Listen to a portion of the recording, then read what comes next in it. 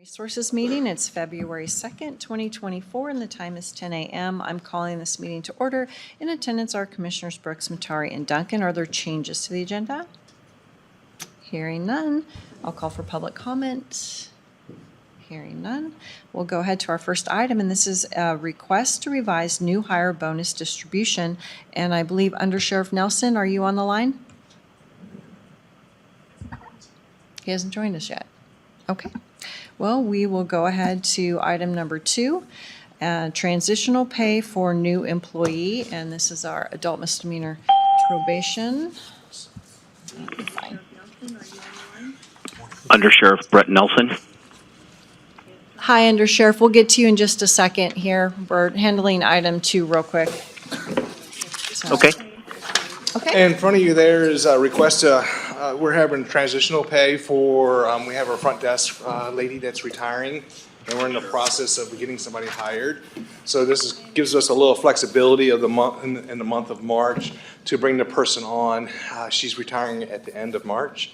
So what I'm requesting is to be able to bring somebody on, and not have to wait a full month.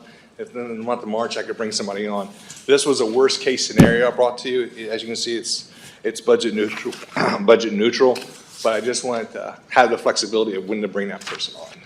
Have you gotten some good applicants? Yes, we have fabulous applicants. We have 3 of them that we're interviewing next Thursday, and then we start the process of the backgrounds, the psychological, and just everything else that goes with it for the position. So the flexibility will be really helpful. Okay, questions? No questions. All right, motion? I move that we approve the transitional pay for the new employee at adult misdemeanor probation. I second the motion. Bill Brooks. Aye. Commissioner Matari. Aye. Chair Duncan. Aye, thank you. Thank you. All Have a right. good weekend, guys. Yep, back to item 1 is request revised new hire bonus distribution, and our Under Sheriff. Good morning, Commissioners. Under Sheriff Brett Nelson for the record. We bring before you a revised memorandum seeking to alter our current bonus offered to new employees for purpose of not only attracting but also keeping those employees over a period of time. The document has been vetted not only through HR but also through legal, and we're simply seeking your approval to go forward and put this into effect. I just have one question. It's the paragraph on the sample agreement, and it says if you leave the sheriff's office for any reason prior to the completion of probation or prior to the remaining payout structure, you will not be entitled to the remaining payout as scheduled, nor will you be required to pay back any portion of the bonus already received. So I just want to make sure that that's what you intend, is however long they're here, they get the bonus, and even if it's before a year. Because I know in the past we've said if you leave before your year is up, you've got to pay it back. So That is correct, and maybe Darren could provide some insight, but we did go through his review, and that was the best practice going forward in regards to how we would pursue those. Yeah, so the model letter there comes from Spokane County, and their practice, honestly, we've tried the other method, and there's been some frustration, I know, on the parts of departments that we couldn't collect all of that money. And really, with the way the law works, that is the best practice. And it's a really thoughtful idea that you pay a big portion up front, it brings people in, and then the rest of it, you get paid over time as you continue to work. And it fits better with the law, is the short answer. perfect. Any other questions? Yes. Just curious, why on the first paycheck? Why not wait 3 or 6 months just to make sure that people are, anxious and eager to follow, the guidance and direction and things like that?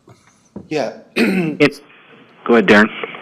So to me, it's an incentive risk analysis. So is 3 months going to be the same incentive as getting a sign-on bonus paid at employment? And that's a decision for the board and the sheriff's office. Yeah, the only reason I ask is because I think we've had a couple situations where we went through some significant expense only to get resignations and even some payouts. And, these aren't really temp jobs, these are career jobs. You're right. So I do recall, Bruce, maybe not recently, but a while back, the difficulty in finding housing. So employees would relocate here and they just couldn't find housing, and then they left. Those are the types of reimbursement claims that we would have some difficulty, both practically and legally, enforcing. So, yeah, we could do the 3 months. I think you'd be better served at least with 90 or 180 days before you actually pay the money. But, that's just my recommendation. Under Sheriff? Well, Commissioners, again, this was best practice in regards to a discussion not only internally here with the Sheriff's Office, but all through Sylvia and through all of HR with practices throughout not only our region but the United States. So this is what we all decided upon and our agreement that it's best practice for us to push forward. Bill, what are your thoughts on this? I'd like to hear from Sylvia.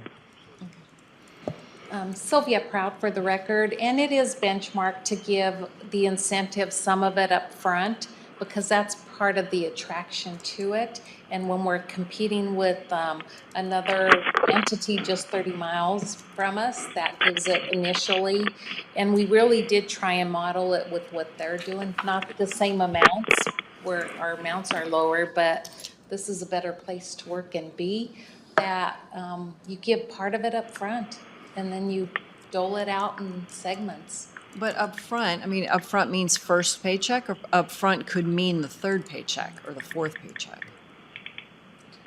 So, You could wait maybe, I wouldn't go more than 30 days after they're hired on, in okay. all honesty. So whatever paycheck comes 30 days, or would that be?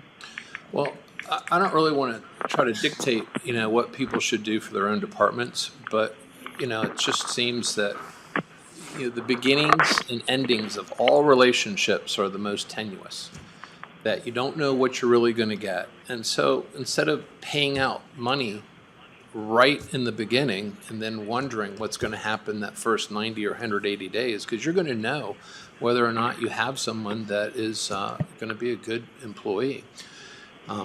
That's really my only point with it. But it's something that you could change. If you're that wedded to it, you can always monitor it. And if you're paying out these bonuses and you're not, and people are leaving or they're turning out to be different than what was expected, I would definitely encourage modifying it. But I don't think it'll make that much of a difference. And this is something that the board has to set. Can't delegate that to the individual electeds. So it is a matter of pay. So we've instructed the Sheriff's Office to come back to the board to get some specific direction. Hey, can we do it this way, break it up into either upfront or, and Bruce, you make some thoughtful points to me that maybe you could do initially 30, 60 days and then another one. But that's outside of my expertise, that's Sylvia's. Yeah. Or just backload the bonuses a little more, give them a smaller percentage up front versus a third. And, maybe like $1,000, the first month. But, the real bonus payout is over the following year or 2 or 3. It gets bigger. Commissioners, under Sheriff Nelson, I would submit to the commissioners whatever your preference may be it. Again, I just want to go to what Sylvia spoke to. There has to be some type of attraction in competitiveness with the local region, but nonetheless, I will go with what the board seeks, or if we can, like you said, evaluate it, and if we have to come back to the board in a certain amount of time to reevaluate it and further ponder its benefits for the county and the sheriff specifically, I would do that. I mean, I would be comfortable approving it as is, but if you get one person who quits within 60 or 90 days, that we readdress this and maybe make it a more stepped approach. Yeah, my take on it is that it doesn't really affect the total amount of money. It's your money, and if you are going to dole it out on day one and lose people, then you didn't spend it very well. And that's what it really comes down to. So, I think we should do it as the sheriff's office requested, with the understanding between us that we're going to be monitoring it closely. just let us know if someone gets the bonus and then leaves right afterward. We definitely will, Commissioners. I appreciate it, and we will continue to work with Sylvia and HR to monitor and evaluate best practice. All right, motion. I move that we approve the request to revise the new hire bonus distribution as provided by the Sheriff's Office. I second the motion. Bill Brooks. Aye. Commissioner Matari. Aye. Chair Duncan. Aye. All right. Thank you, Commissioners. Thank you. Item 3, step increase request for the Treasurer's Office. And Mr. Matheson, are you going to speak to that? Good morning. You have in front of you a January 4th memorandum. Describes what I'm asking for. I've spoken to each and every one of you about this issue. I stand for questions. All right, it falls within policy. Questions for the Treasurer? No, I understand why this is before us. Oh, Okay, motion. I move that we approve the step increase request by the Treasurer. I second the motion. Bill Brooks. Aye. Commissioner Matari. Aye. Chair Duncan. Aye. All right, thank you. Thank you. All right, item 4, initial classification evaluation, transit department overlap. So the actual first part of the agenda we won't be doing today. We don't have the documents for the initial classification yet, but we do need to talk about the transit department overlap. And what we have is an employee of the auditor's office who is learning a job that's in the transit, because eventually there will be an open position there that this employee would like to occupy. So we just wanted to talk about, because it's going from a grant-funded position to a grant-funded position, different grants. So we want to make sure that we are being true to the time this employee is spending. So it'll go from, I think in our packet, I don't know if it actually made it in the packet. I know it was emailed. Yeah, I didn't see that. So I think it was an email that we got last night. Yeah, so currently this employee is at 60% ARPA and 40% county funding. And so we met with the individual, just seeing as they transition and learning this position, the proper amount of time that they'll be training in FTA, working on ARPA, and then anything else related to county as we wrap that up. So I think 60% FTA is what we're looking at, 30% ARPA, and then 10% county funding. Okay. Any questions on that? And then when would you like it to start? Next week or next pay period?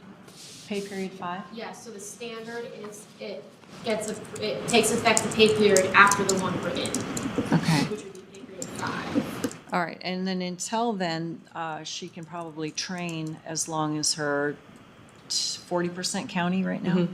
Yeah. So whenever you have the availability to let her do that training. So, I believe, Sylvia, do we need a motion to change, for them to do the status change form regarding funding of the position from different grants? If we have the projection. Okay. So we can align it with the projection. As long as they make the motion here, then you can do the status change form with the distribution with the status change. Okay. okay. So questions? The only question would be, how do we do this motion here exactly? Do you want the percentages listed out, or do you want just per the Yeah, documentation? because it's ARPA, I would ask that you do Yeah, that we on need to the do record. So please. what do you want to do here? So the funding is going from 60% ARPA, okay, right, currently it's 60% ARPA, 40% county funding. Where we're trying to take this position is to 60% FTA grant funding, 30% ARPA funding, and then 10% county funding for the grants manager position. 10% county. All right, so I move that we change the classification of this one employee from 60% ARPA and 40% county to 60% FTA, 30% ARPA, and 10% county. I second the, what? Period 5. Starting period 5. I second the motion. Bill Brooks. Aye. Commissioner Matari. Aye. Chair Duncan. Aye. All right. Item 5, naming Kootenai County's medical clinic. And Sylvia. Yes, so we're getting to the implementation stages of opening up our Kootenai County employer-sponsored medical clinic. And we've been working with PMR's engagement team for marketing materials to the staff for educational purposes so that they know what's available to them, and hopefully with some kind of coming soon and building that excitement so they utilize the clinic. So our next step in this process is to name our clinic. PMR has provided a couple of some names, some ideas on how to configure the naming. The team and some information we had put on in Employee Navigator when we first did open enrollment, we had utilized Kootenai Member Health and Wellness. And then if you don't use PMR as the first name, you have to put Powered by PMR. Kootenai County Medical, Powered by PMR Healthcare. There's also Hagedon Medical Clinic as their name of their PMR clinic. And then there is a center in Boise that is called PMR Boise Somerset Medical. Summer Suite? Summer Suite, yes. Medical clinic. There it is. Yes, thank you. So really, it's the board's, what do you feel will represent us and promote this to our staff? And, you know, we want that distinction that it's for our staff and the members who take our insurance. Thoughts? Yeah, I think we should just add one word. You've got PMR Kootenai County Clinic, which I think would be too broad and get people walking in saying, I'm here for my clinic appointment. Yep. Just add Employees Clinic. PMR Kootenai County Employees Clinic. I kind of like what we already had put forward in the, this stuff would be Kootenai Member Health and Wellness Clinic, because it does Kootenai and it's not county, so people wouldn't think, well, I'm a county resident, I can just go in. To your point, we don't want to create that confusion. So you have to be a member, and then health and wellness, so I think it gives a little bit more, I'm not sick, so I don't need to go to the clinic, but I am concerned, you know, about these issues, so I'd like to, I like health and wellness, personally. So, Bill? I like health and wellness. I also, looking back, I would like to have something about Rich Hauser in there. I mean, he was certainly an example of how to behave in your community when he was in his office and when he was out. But that's just my sentimental. We may be able to do some type of plaque or something in the building, That would be nice. yeah, for a memory, but can you live with Kootenai Member Health and Wellness Clinic? Oh, I'm fine with that. I mean, it was really just a matter of whether we want to designate that it's an employee clinic versus a, you know, not. Just what will people think? Yeah.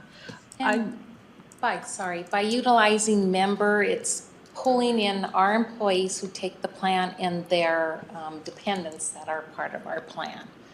But it could be however you guys would like. Yeah. I prefer member over employee.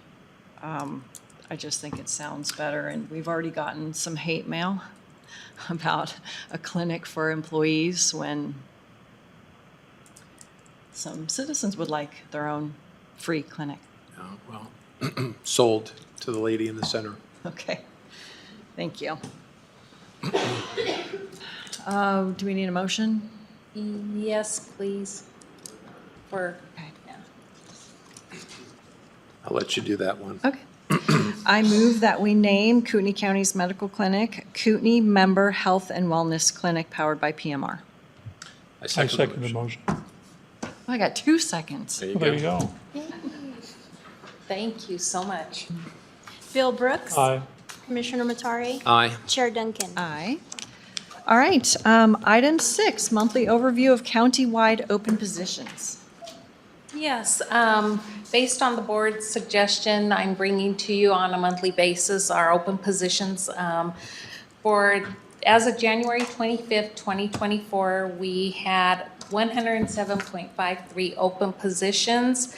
Last year at that same time in 23, we had 103.38. So we spiked up 4% from last year. 72 of these positions are hard to fill, so it's like our law enforcement position and attorneys.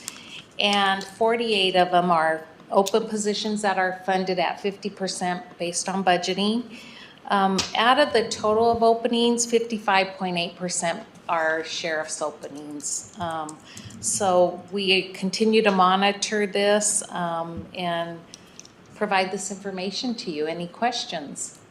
No, but in all fairness, the sheriff's got a lot of people in backgrounds. Yes, they do. We had a recruiting meeting with the sheriff's office yesterday, and they have several individuals in background for emergency communications officers, some patrol positions, custody technician, I think 1 detention lateral. So they are making some progress, and they're busy. Okay. Any questions? No questions. All right, and public comment? Anybody on the line, Jonathan? Okay, 10:22, meeting adjourned, thank you. No hate mail.